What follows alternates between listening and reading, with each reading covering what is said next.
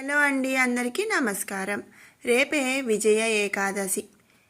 అసలు ఈ విజయ ఏకాదశి ఎప్పుడు వస్తుంది, ఈ వ్రత కథ ఏమిటి, ఈ విజయ ఏకాదశి యొక్క ప్రాముఖ్యత ఏమిటి అనే విషయాలు ఇప్పుడు ఈ వీడియోలో తెలుసుకుందాము. ఆఖరి వరకు కూడా స్కిప్ చేయకుండా చూడండి. అలాగే ఫస్ట్ టైం మన ఛానల్ చూస్తున్న వాళ్ళు ఎవరైనా ఉంటే కనుక సబ్స్క్రైబ్ చేసుకోండి. పక్కనే ఉన్న బెల్ ఐకాన్ కూడా క్లిక్ చేయండి. ఏకాదశి. ఈ ఏకాదశి మరి సంవత్సరానికి 24 ఏకాదశులు వస్తాయి కదండి. శుక్లపక్షంలో ఒక ఏకాదశి, కృష్ణపక్షంలో ఒక ఏకాదశి, అలా నెలకి 2 ఏకాదశుల చొప్పున 12 నెలలు 24 ఏకాదశులు వస్తాయి. ఏకాదశి రోజు ఉపవాసం ఎంత కష్టతరమైనదో మరి అంత ఫలప్రదం అని కూడా నమ్ముతారు. ఏకాదశి శ్రీ మహావిష్ణువుకి ఎంతో ప్రీతికరమైన రోజు. ఈ ఏకాదశి ఉపవాసం శ్రీ మహావిష్ణువుకు అంకితం చేయబడింది. మరియు దానిని మతపరంగా అనుసరించడం వల్ల అదృష్టం అలాగే మోక్షం అనేది లభిస్తుంది. ఏకాదశి ఉపవాసం ఒక వ్యక్తిలో స్థితిస్థాపకత మరియు అంతర్గత శక్తిని పెంపొందించడానికి కూడా సహాయపడుతుంది. మరి ఈ ఏడాది పొడవునా 24 ఏకాదశులు వస్తాయి. కానీ వాటిలో విజయ ఏకాదశి చాలా ముఖ్యమైనదిగా పరిగణించబడుతుంది. ఈ విజయ ఏకాదశి మరి మాఘమాసంలోని కృష్ణపక్షంలో వచ్చే ఏకాదశి అన్నమాట. విజయదశమిలాగే ఈ విజయ ఏకాదశిని కూడా విజయాన్ని అందించే ఏకాదశిగా భావిస్తారు. సాధారణంగా ఈ ఏకాదశి శ్రీ మహావిష్ణువుకు అంకితం చేయబడింది. మరియు ఈ వ్రతాన్ని పాటించే వ్యక్తులు రోజంతా కూడా విష్ణువును పూజించాలి. తద్వారా వారు అనుగ్రహం మరియు అదృష్టాన్ని పొందుతారు అని చెప్పి నమ్మకం. ఇక విజయ ఏకాదశి యొక్క ప్రాముఖ్యత ఏమిటి అనే విషయానికి వస్తే, మాఘమాసంలోని కృష్ణపక్షంలో వస్తున్న ఏకాదశిని విజయ ఏకాదశి అంటారు. మరి కృష్ణపక్షం అంటే ఏమిటి అంటే చంద్రుడు క్షీణిస్తూ వస్తాడు. ఈ కృష్ణపక్షంలో క్షీణిస్తున్న చంద్రుడిని విజయ ఏకాదశి అంటారు.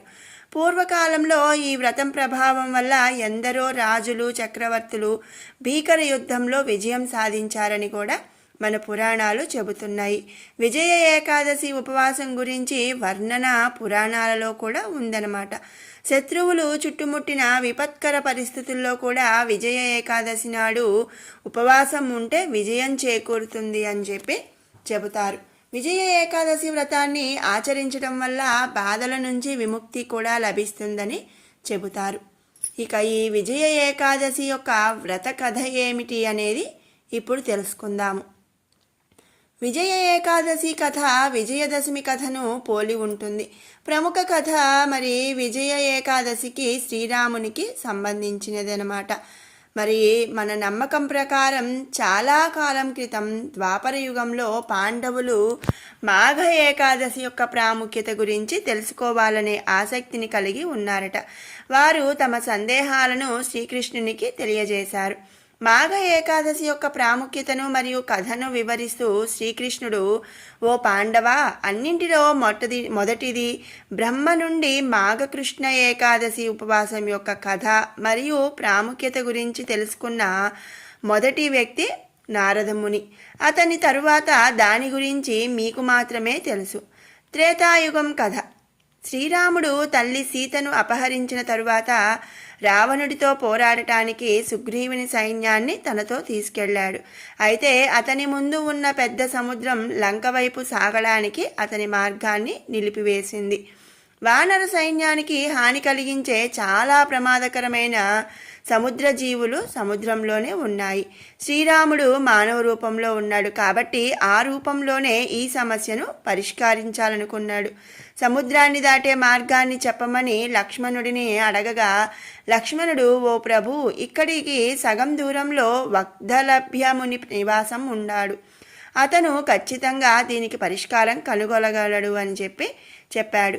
ఆయనకు నివాళులు అర్పించేందుకు శ్రీరాముడు ఆయనను సందర్శించాడు. ఆ తర్వాత తన సమస్యను ఆయన ముందు ఉంచాడు. అప్పుడు ఋషి అతనితో, మాఘమాసంలోని కృష్ణపక్ష ఏకాదశి నాడు సైన్యంతో పాటు ఉపవాసం ఉంటే ఈ వ్రతం యొక్క అనుగ్రహంతో మీరు సముద్రాన్ని దాటడమే కాకుండా లంకను జయించడంలో కూడా విజయం సాధిస్తారని చెప్పారు.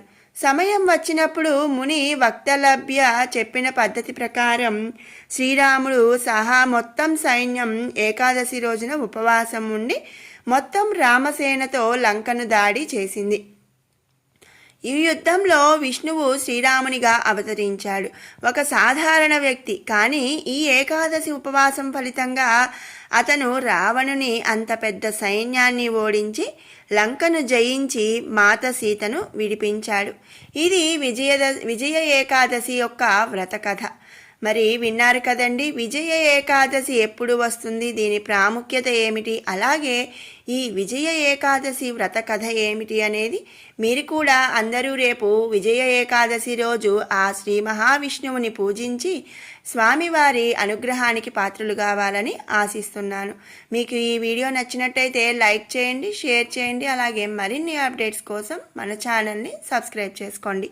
మరొక మంచి వీడియోతో మళ్ళీ కలుసుకుందాం. Thanks for watching.